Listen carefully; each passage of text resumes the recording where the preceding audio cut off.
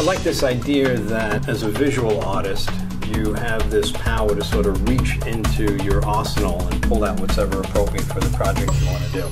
I mean, I've traveled to so many places. I've done documentaries in Africa and Cuba. I shot some photography and documentary work in India. I've done sales and marketing. I've done music videos. I did a lot of on-air promotion for MTV, ESPN. I've done sales pieces for Sports Illustrated, Martha Stewart, you know, the list goes on and on and on.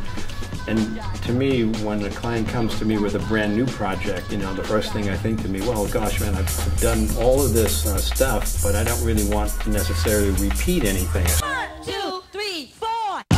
They say sometimes, like, if it's not on your reel, then you don't know how to do it. And to me, it's the opposite. I say, if it's not on your reel, then you're wide open to not bringing preconceived notions and seeing things fresh.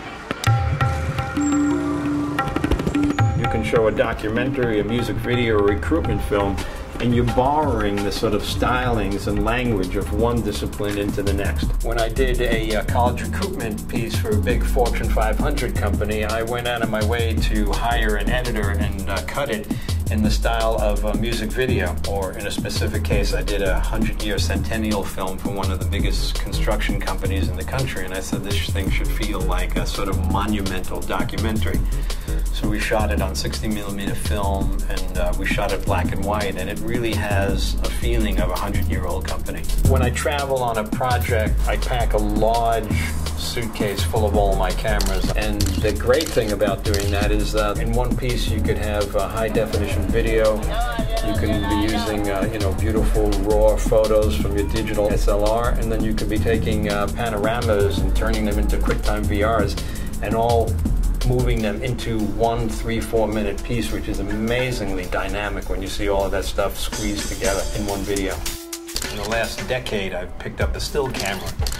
And interestingly, that's really, at the moment, my greatest passion. I love faraway places. The further away, the more remote, the better. I've just shot extensively at the largest religious gathering of the world at the Kumbh Mela in India. I've been in Africa, Israel, Cuba any number of times.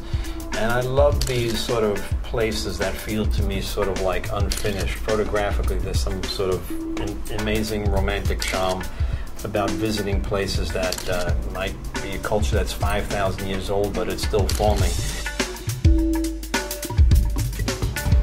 You start out on a project and the possibilities are wide open. And the fact is, the more tools, the more skills, the more open-mindedness you bring to the project, the greater the palette of colors and the greater your power to communicate. Did I say anything meaningful at all today?